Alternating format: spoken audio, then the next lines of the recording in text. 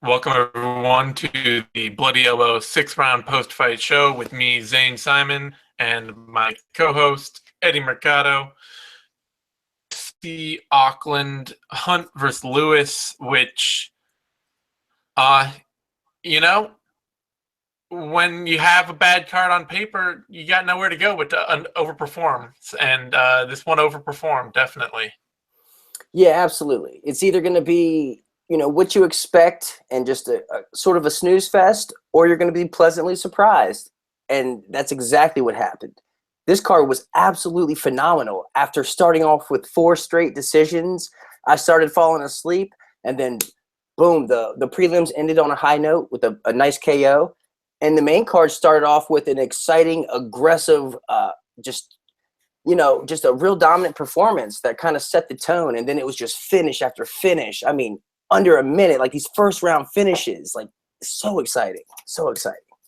Yeah, and the nice thing for me is, other than the bad side of FS1 pacing being that means you get 20 minutes between fights, but the nice thing for me was that Mark Hunt versus Derrick Lewis was not the thing somebody gets KO'd flat horror fest that I expected. Really, it was kind of what I expected. Hunt's kind of a methodical guy, and he only sleeps people with weak chins in the first round. And I really expected Lewis to be super respectful of Mark Hunt's power and abilities, as he should have been. Yeah, so it was Lewis is actually pretty hard to hit from range, even though it doesn't look like he should be. It looks like he is a complete sitting duck. He's only been hit with power. I mean, now it'll be more, but it used to be before this fight, he'd only been hit with power shots from range 4 times in his UFC career. Yeah, he's got some reflexes, man. He's really good about just getting out of the way, just using pure athleticism and just straight natural gifts to avoid these strikes. Yeah.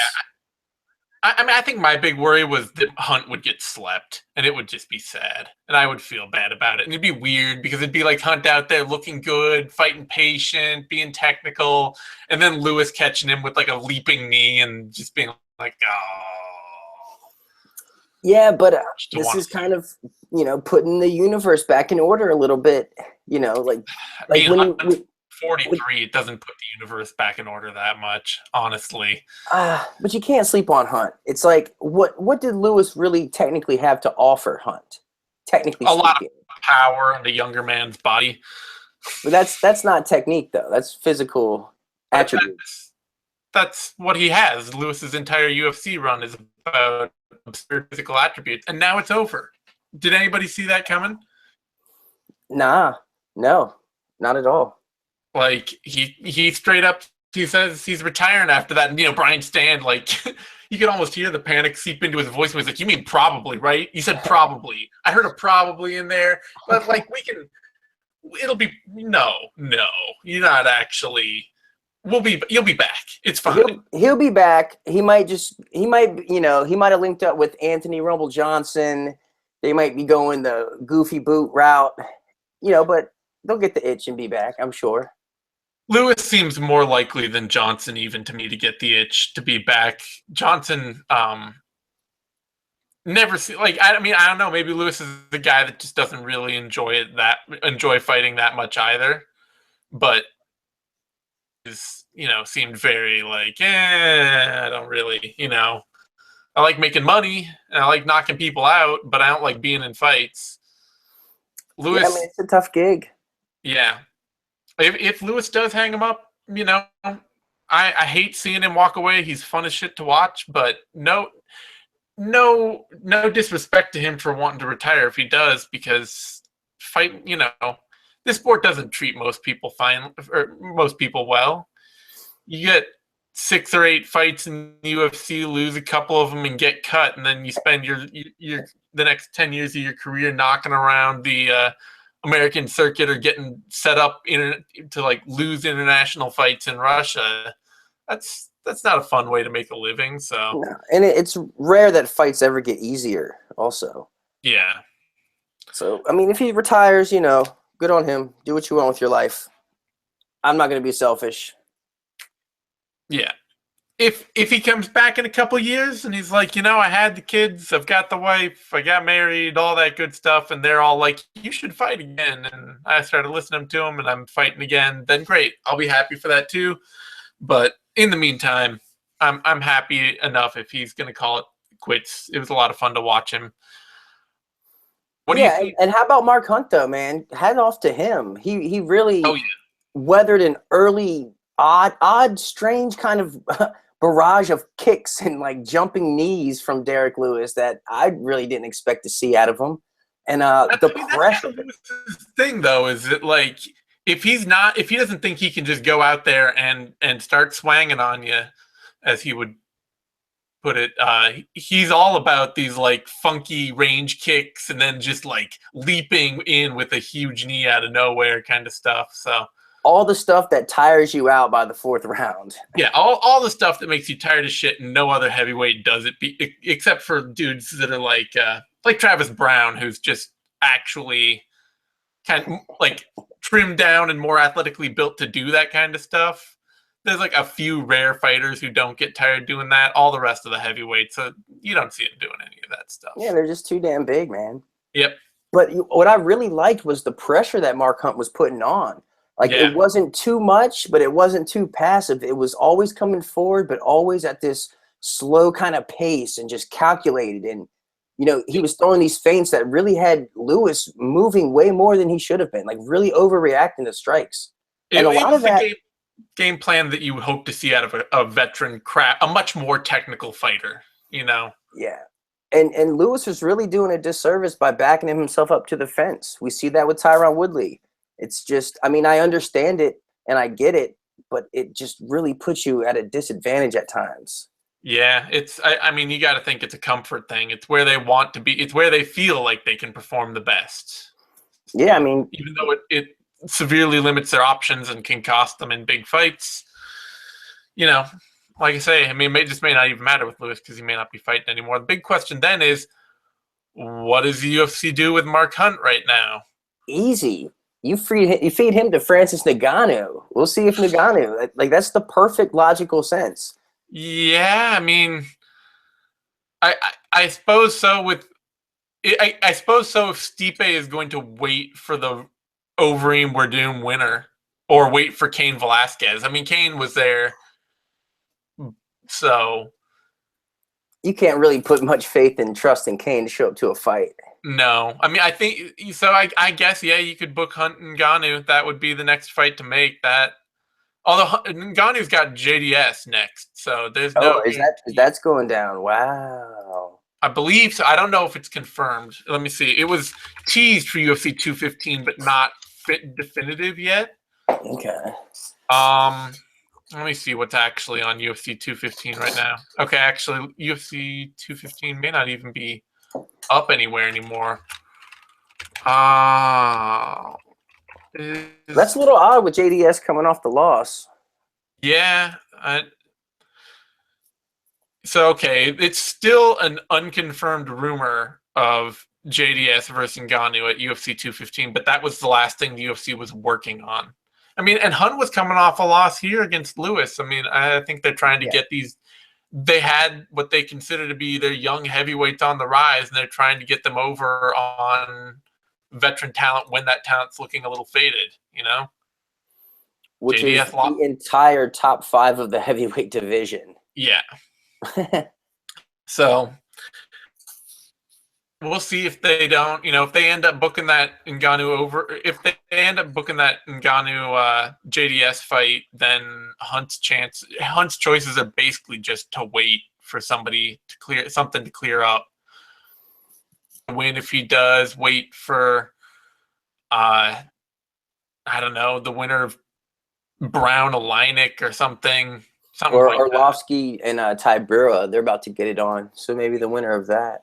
Yeah, there are a few random fights he could wait for. Mark Hunt definitely needed a win here, though. This was huge for him. With all the shit he's going through with suing the UFC and all that, like that man needed a win. Yeah, he was coming off of what?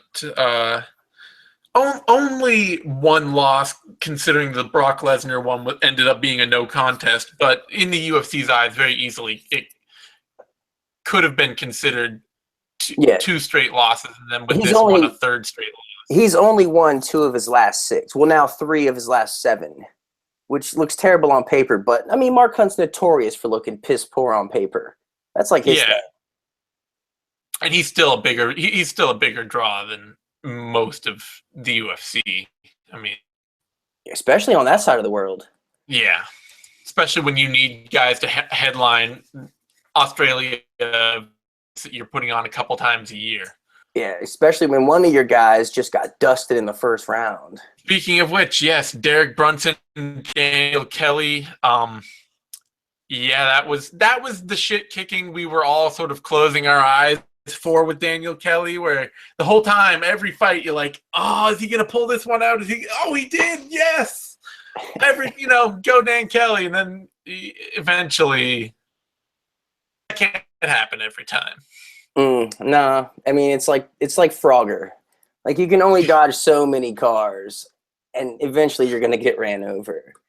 And it definitely probably should have happened a lot sooner, but good on the man. I'm such a Dan Kelly fan. Like I got to speak to him before this fight. Such a likable dude. I really would have liked to see him advance, but the universe is back in order. This is a little. There's no reason why he Michael should have Bisping's beat him. still middleweight champion, so we're not out of the twilight zone yet. But I'm glad that they gave Kelly this fight. Honestly, a run, Brunson was the right guy to match him up with. Yeah, the most winnable fight for him moving forward.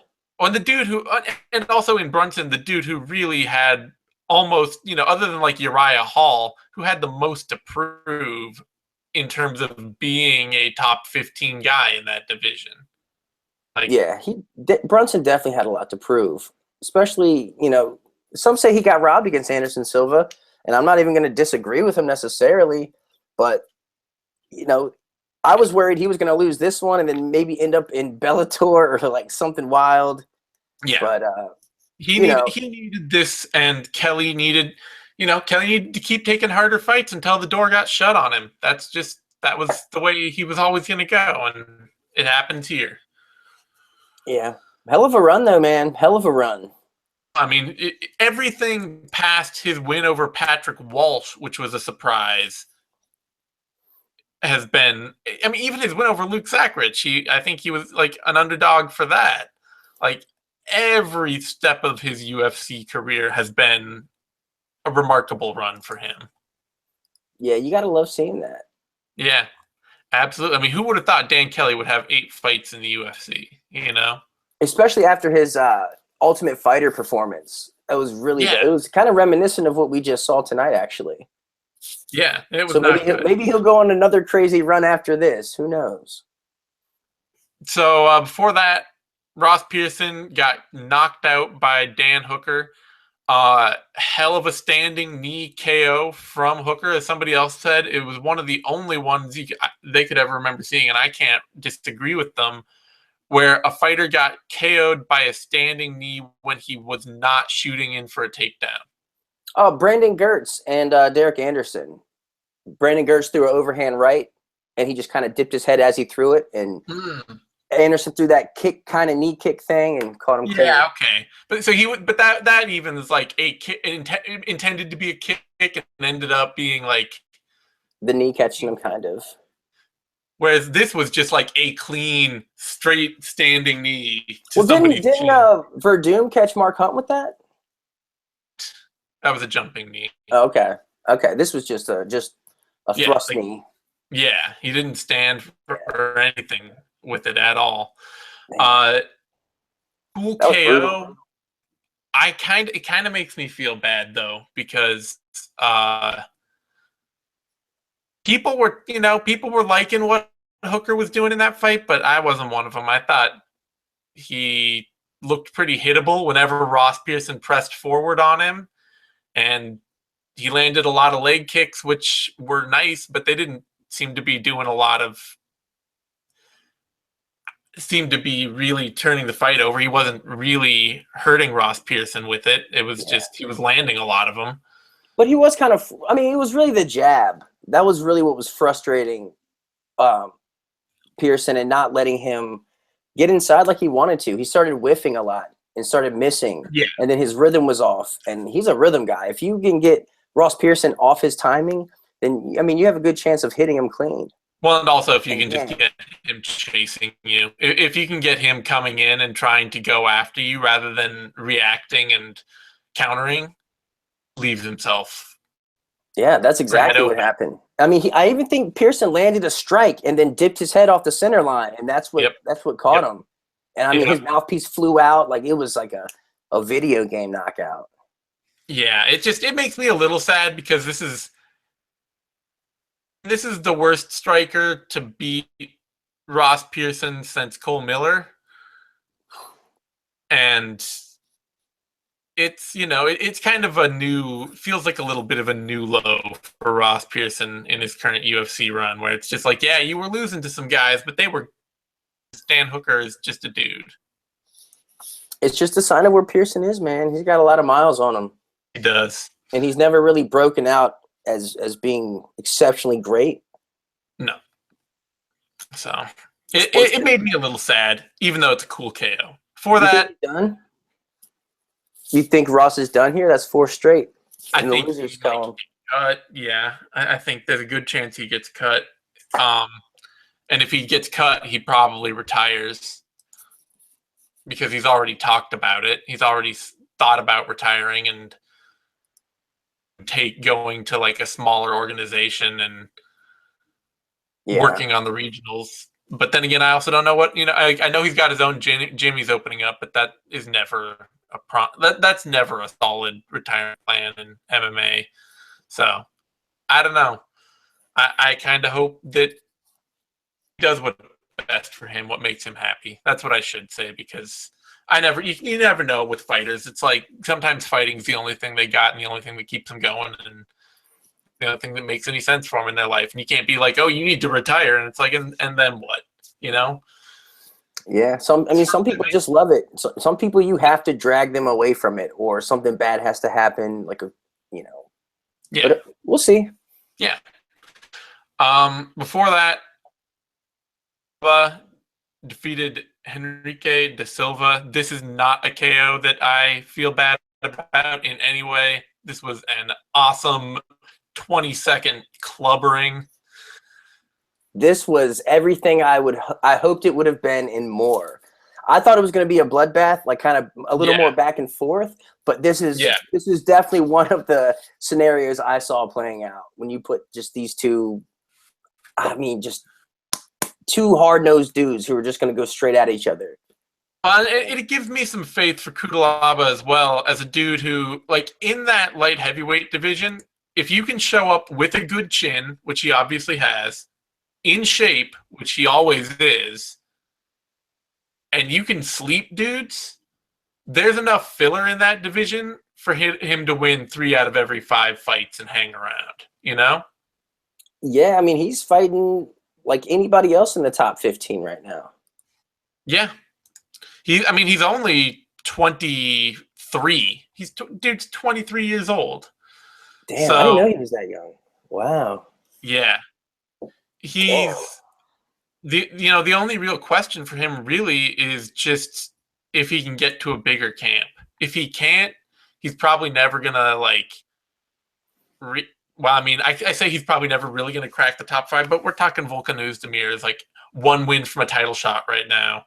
So Cutelaba is seriously, like I say, just being in shape and being dangerous and not being chinny makes him an action fighter on the rise at light heavyweight.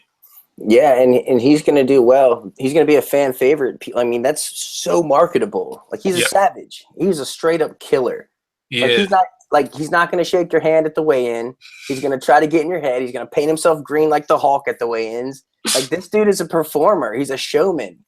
Yep. He's a lot of fun. And he's also he's one of those dudes, I remember this specifically, hearing about him before he was, or earlier in his UFC career, I think right when he was making his debut or for his second fight, and they talked about it. And he's like one of those dudes that's out there running triathlons in between camps and just Iron Man, doing all always in the gym, always in incredible shape. So he's never going to be the kind of dude that is just like taking all his time off between camps and then getting in just good enough shape to go in and brawl with somebody.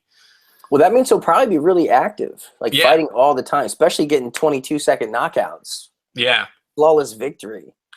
I'm really looking forward. I hope that they can, match him up with like Steve Bossy or something. We even win or lose to Jared Cannonier. He's got that fight coming up. Or I think Devin Clark is just coming off a win. Well, he just lost to Cannonier. Oh, yeah, but I want him to fight Steve Bossy, win or lose to Jared Oh, Cannonier. I see. Okay. Yeah. I think I want to see him fight Tyson Pedro. I think they both have this kind of just bolo mentality that would make me scared and nervous before the fight. Yeah, no, absolutely. I'd love to see him fight Tyson Pedro. I'd love to see him fight Marcos Rogerio de Lima at some point. Just like man, that would be so much fun. Exactly. Just every big power striker, every random dude with an incomplete game in the light heavyweight division that's scraping along, and give the kid a bunch of fun fights and see what he can make out of them. For that, Ben Wen, Tim Elliott, rear naked choke, 49 seconds. I gotta say, in every picture in my mind of how this fight could go, Ben Wen by first minute submission was never one of them. No, I thought Ben Wen was going to get the knockout, honestly. Just the way he slides in and out of combos is really unlike most things we see in mixed martial arts, period. Yeah, he's got some funk to his game. It's really special. Like, I want to see him stand with Mighty Mouse. That's what I want to see. But I know Mighty Mouse would just take him down and have his way. Yeah. But I don't know. Maybe Wen's got a fucking ground game. Like, what the hell? He was keeping up in the scramble with Elliott. I mean, not only keeping up, but knew exactly where he had to be on the next move and stayed there and found the back, locked up the choke.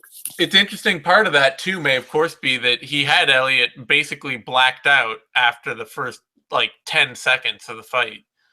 Because he hit Elliott with a head kick early, because he even talked about this, apparently. He knew Elliott always tends to lean off to one side when he's exiting and throwing combinations.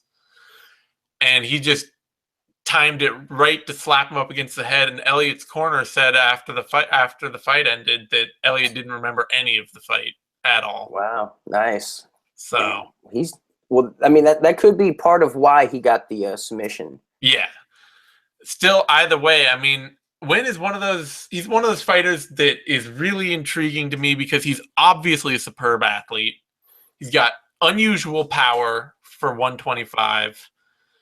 And he's got some funk to his game that's a little unpredictable. It's always just been about actually cleaning up the little technical pieces that make it all fit together. It's the dude that he can get an exciting rear naked choke, but if he actually has to wrestle with somebody for a prolonged amount of time, he makes a bunch of bad decisions. I mean, this isn't indicative of much being only 49 seconds, but he made a lot of good decisions in those 49 seconds with how he was stuffing takedowns, how he was taking the back, all that stuff. Yeah, I mean, he was on it, real quick-witted about it. It was beautiful. Man, the division, and everyone's been sleeping on him, actually. Yeah.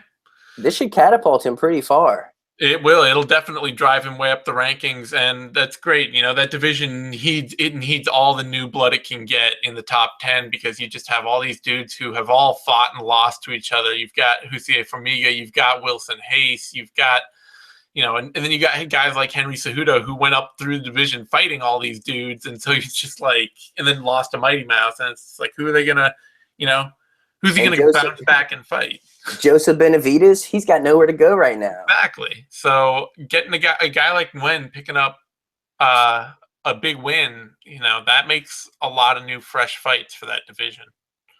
Yeah, I'm excited. I'm definitely excited. And what was kind of sad is Ben Wen's on the microphone afterwards talking to Stan, and he's like, well, I don't even know what's up with the division. I don't know what's next. That's sad. You have the president of your company, threatening to remove a division. Imagine what that does for the psyche of the fighters in that division. No, Man, yeah, foul play. you would hope, if nothing else, that a threat like that would really like unite a few voices to get together and, you know, speak collectively in some way. Right? Like you're all under threat for something you have no control over. So Or I wouldn't be surprised to hear a press release from Scott Coker talking about thoughts of opening up a 125 division over there. maybe, I don't know. I don't know that Bellator ever has much interest in that. I'd be a little surprised if that were the answer. Unfortunately, I think the answer would have to come from someplace like Ryzen, where they have a lot more love for small action fighters. Yeah. But I mean, if you can bring Mighty Mouse over, that alone True. is worth the division. Yeah, hopefully. I mean, that's the thing, is that if it's about talent, yes. If it's about TV ratings, that's what this whole fight's about. Yeah, yeah. But Bellator has a women's flyweight division, so I mean, Well, yeah, they think it's for pretty women who draw. I mean, that's the idea. Spike TV, man. It's to find super cheap women who look good and hope that one of them becomes the next Ronda Rousey. You know, if Demetrious Johnson wants $500,000 a fight, does Spike TV jump on that? Maybe. Maybe, but they might put him on a pay-per-view though. Yeah, Who knows what Bellator's doing? They're so unpredictable. Anyway, getting down to featherweight fight now. Alexander Volkanovski, Mizuto Hirota, really solid next step veteran test for a young prospect to me. Like Volkanovski passing with pretty flying colors as far as I'm concerned. He looked great, man. Yeah. He looked absolutely great. And he was even out there trying things. Like he was really trying to set up the knockout punch, the overhand right, many different ways. I mean, off the jab, naked, off a feint. I mean, so many different ways. And I mean, ultimately, Hirota is just tough as shit. He just would not go away. And yeah, you can't, you got a vet in there who can take all your hard shots, is technical and reasonably skilled everywhere. And you're a guy like Volkanovski who's got this power game, a technical wrestling game, and he still needs to work the kinks out of the small part of his striking, the kinks out of his grappling a little, his control. And he's still able to turn it up well enough to pretty much breeze past Hirota. Maybe he dropped the third round, maybe, but none of the judges, I think he got it on all the judges, didn't he? Oh, yeah, absolutely. So, and it was 30-27 times 3. But I mean, I gave it a 30-25, to be honest. Yeah, I mean, I gave it a 29-27. That was how I scored it. I thought he got a 10-8 first, and I thought he dropped the third round. But yeah, the third was really close. But I like how he didn't get discouraged when he couldn't get the finish. Like he really just altered his game plan a little bit to try to get it, but didn't do anything crazy and didn't coast. Like he didn't really let off the gas. He got a little tired in the third, but that was expected. I mean, his pace. A dude who wrestles as hard as he does and pushes a pace the way he does, for him to, in the third, he's a little tired, but he's still pushing that pace. That's all a good sign. So I liked what I saw out of Volkanovski. It's tough for Hirota, unfortunately, because he's lucky he got to win his last fight, and he's got to draw against Ishihara. So it's really only his first loss, but it does put him at 1 win and 4 losses and a draw in his Zuffa UFC Strikeforce career. Yeah, that's not a good look. No. He's been the gatekeeper for like top talent that they want to get a hard fight, That's. But what's next for Volkanovski? You think he's ready for the top 15, or you think he needs a? I think you got to throw him an experienced action fighter in that division. Somebody who's not in the top 15, but who hangs out and, somebody like Chaz Skelly, although Skelly just lost, obviously, or unfortunately, most of the guys I'm thinking of are booked. You got your like Andre Feliz and Chaz Skelly and Honey Jason's coming off a loss. Got Alfredo Pepe, those kind of dudes. What about Artem Lobov? Actually, that would be a good fight. That would be good. Yeah, I think Lobov see if he can grind on him. Yeah, Lobov has patiently improved over the years. And he's also, kind of like Hirota. He's not a great athlete, but he's not really bad at anything. And he hits a little harder than Hirota. So. And he's not going to go away quietly. He's another dude that you have to stay on him every round, because if you let your foot off the gas, he'll keep working his game exactly the same way in every round. Definitely like that. Before that, Vince Pichel, Damian Brown, big highlight KO in his comeback from 3 years off. Yeah, who saw that coming? Yeah, Pichel has, he's honestly been a guy that I didn't, I kind of, my read on him was that he can't finish against top competition because he's not technical enough. But he definitely looks like he's used that time off to sharpen his game up a lot. Moving backwards, throwing that uppercut, man, that was smooth. That was so smooth.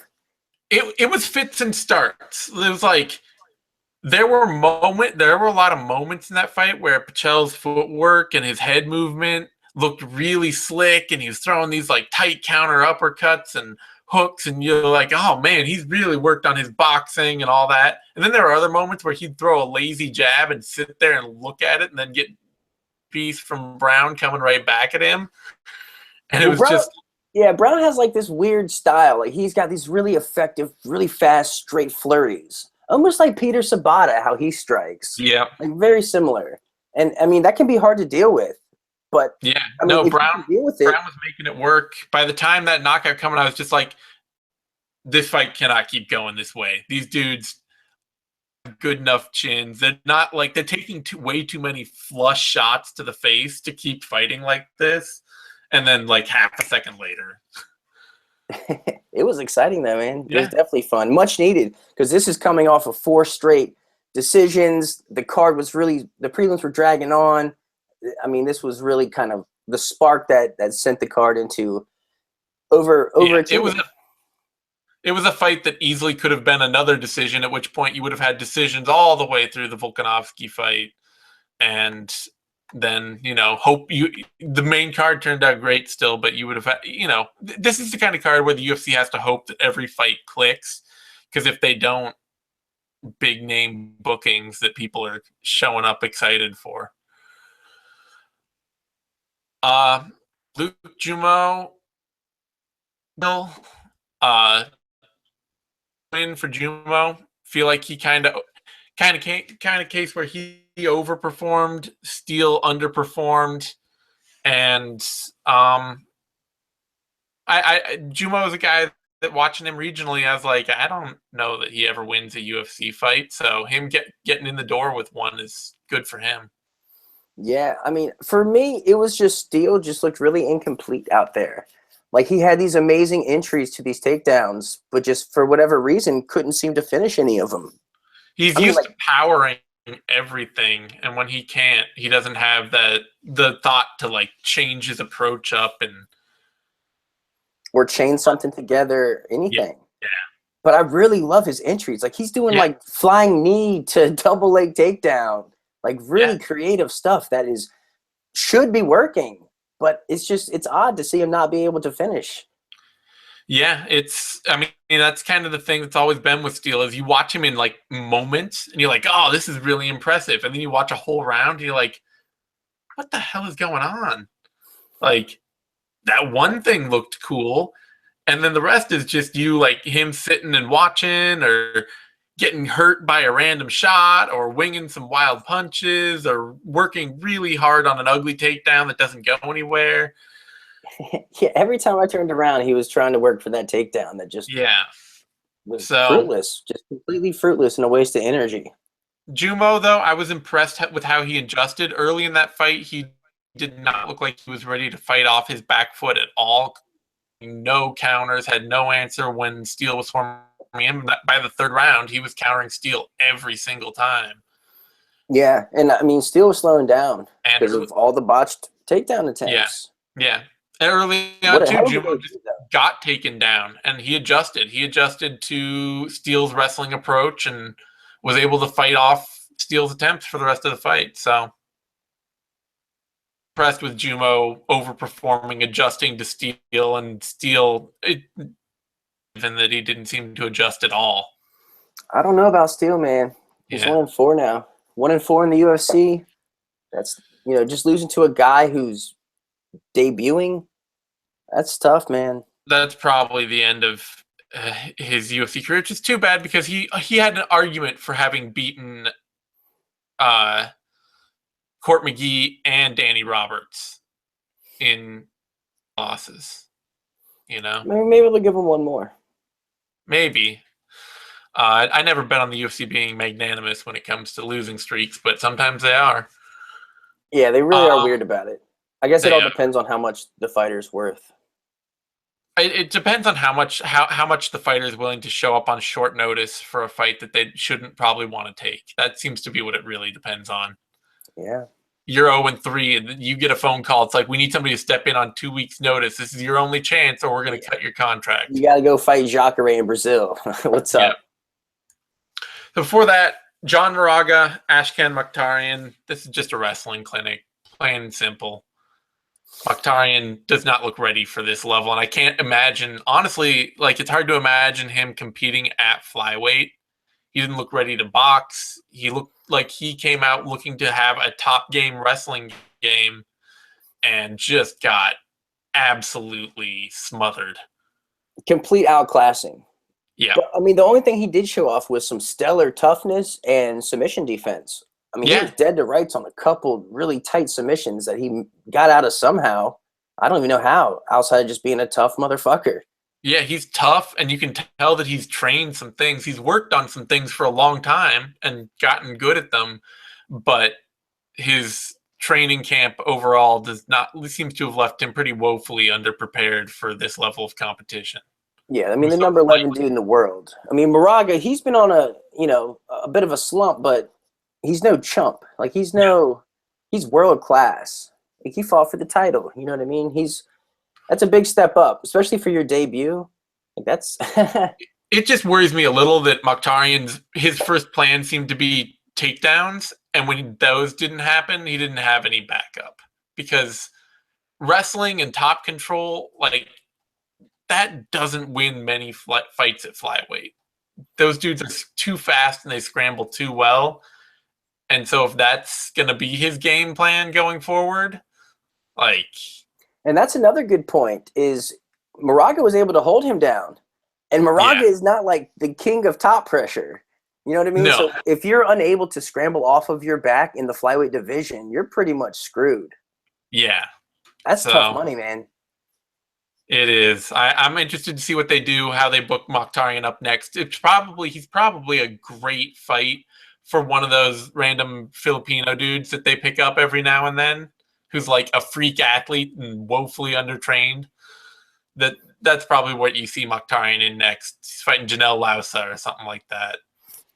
At least he's getting another chance, I guess. Yeah. Oh, he'll get another chance. Almost everybody gets 2 fights. That's the one thing you can guarantee with UFC contracts. Almost nobody goes 0-1 and gets cut. Before that, Zach Otto beat Kichi Kunimoto at welterweight, and that fight definitely happened. It was definitely a fight that definitely did happen. You're right, 100%. I'm with you. Yeah. And then JJ Aldrich beat Chan Mi Jeon. And I gotta say, I'm actually a little by Chan Mi Jeon than anything coming out of this fight. Yeah, she's fun. She won me over. It was her war cry, I think, going into the second, maybe. It was the third. I think it was going into the third. Okay, she let out the war cry before, and I was like, okay, that's fun. And she's only 19 years old. And she's out there having a ball. I love it. The big thing to me is she looked controlled and she looked fast.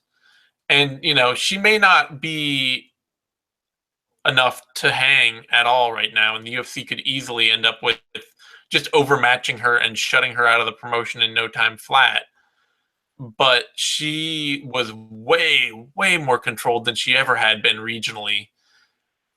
And being controlled, it actually gave her a chance to show that she has prowess to bank on, and it's not just being wild and aggressive against women who've barely trained at all for anything. And, that's something that, especially in a 19-year-old, I can expect that to make technical jumps fight to fight. Like, that's a big technical jump from her last fight. Yeah, I mean, she's got a high ceiling. Yeah. Especially being 19 years old, man. And Aldridge is a veteran. I mean, she doesn't have a shitload of fights, but she's been in Invicta twice. She's already had a UFC fight. She's not a veteran, but she is technically miles ahead of Chan Mi-jian. Yeah, but still, I mean, it was still way more competitive than it probably should have been. Yeah, but I think that just shows you where Aldridge is. She's still kind of, just kind of plodding forward. Not a lot of head movement. I mean, she can work her strikes, but she has a real nice check hook. She's got really nice boxing, but the thing is with MMA is if all you're doing is boxing and plodding forward, it's not that hard for fighters to figure, like, everybody's going to know what you're doing and figure you out a little, even fighters who are like Chan Mi-jian, who are not ready to hang with you technically at all, realize that by staying away at distance and lunging in with like hard single strikes, they know that you're coming at them with boxing. Like, when Aldrich actually mixed in some kicks, she did a lot better. She actually just kind of lit Chan Mi-jian up. She, then it was not competitive. But as a plodding boxer, Aldrich's hands are technical and fast, and she's got the right tools, but it's just not a very deep or tricky game for MMA. Yeah, it's pretty one-dimensional. Yeah. But like you said, John was the takeaway from this. Yeah, I expected her to look like trash and to be just absolutely run out. I expected her to gas out after a round of flailing, and just that was it, So yeah, her showing up and working hard, that's a good sign. Yeah, a couple good debuts tonight, actually. Yeah, and we had a one fight cancel on us, the Dong Young Kim Maestro fight. Yeah, and the Gucci fight, which is a little interesting because the odds got super wonky on this. They did. They were really weird. They had a complete reversal of underdog to favorite to underdog, and then the fight got canceled. Yeah, it was. That's one of those weird things. It especially makes me a little weird because it's another Korean fighter where Tae-hyun Bong was the last.